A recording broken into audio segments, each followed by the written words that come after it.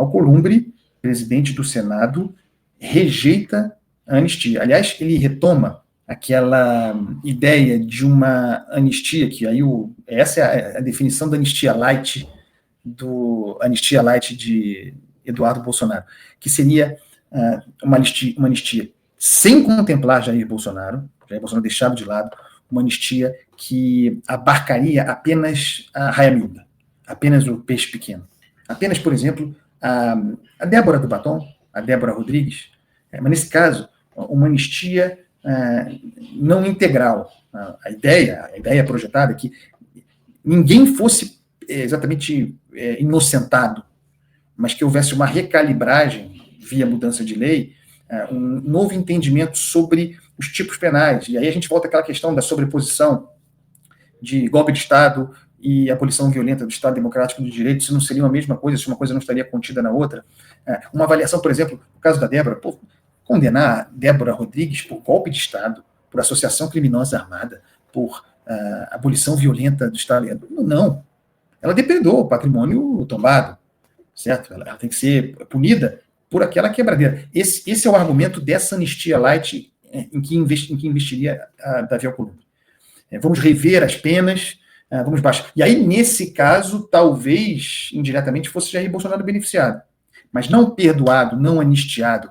Penas mais baixas, penas menores. A revisão de alguns casos, como esse da Débora Rodrigues, como um ilustrativo. É nisso que Davi Alcolumbre acredita. E ele disse o seguinte, voltou a essa ideia e disse que ele, aliás, isso já tinha aparecido, e ele falara sobre isso no passado, acho que foi em abril que isso circulou, a gente tratou no programa aqui, e agora volta. Ele, Davi Alcolumbre, que é simplesmente, Davi Alcolumbre é o cara mais poderoso da República, depois de alguns ministros do Supremo, o cara mais poderoso é Alcolumbre. Alcolumbre é um partido ele mesmo, tem uma máquina, a máquina alcolúmbrica. Ele faria o texto ao peso disso, ele faria o texto e apresentaria, sem Bolsonaro, na lógica dessa anistia que Eduardo Bolsonaro chamaria de anistia light, sem perdão, mas com revisão de penas. Essa é a lógica. Então, e com isso, ele está reagindo, Alcolumbre, à pressão do seu próprio partido. E tem uma coisa curiosa aqui.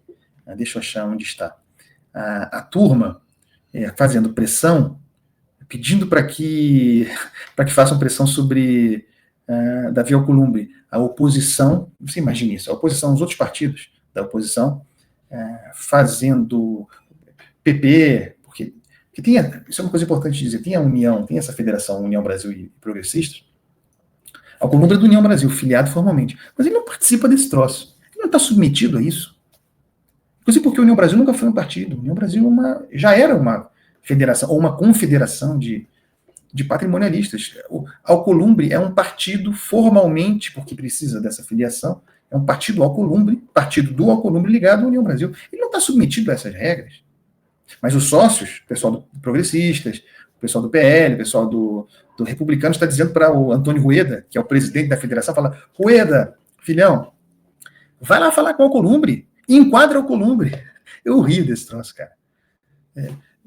Não tem nenhuma chance de Alcolumbre fazer o que essa rapaziada pede. Ele não está nem aí para o partido, para o União Brasil, para o Progressista, vai fazer o que ele quiser. E, repito, Alcolumbre é um partido à parte. Agora, é o presidente do Senado, e as coisas não acontecem no Senado, não acontecem. Ele é forte, não é fraco, que nem Hugo Mota. São duas desgraças, tá? São duas desgraças republicanas, cada uma a seu modo. Hugo Mota e Alcolumbre. Incrível que as casas parlamentares sejam presididas por essa galera. Mas, ao contrário, a desgraça de Alcolumbre deriva ao contrário de Hugo Mota, a desgraça a Alcolumbre deriva da sua força. A desgraça, quando eu falo republicana, nada é pessoal, tá?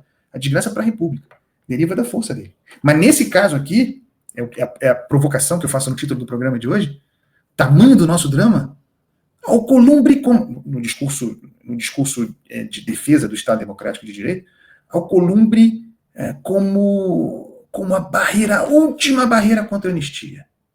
E, portanto, contra a impunidade.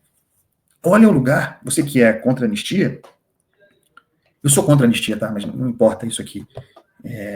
Você que é contra a anistia, veja o lugar em que nós estamos. Alcolumbre como a última. Alcolumbre é um homem de negócios.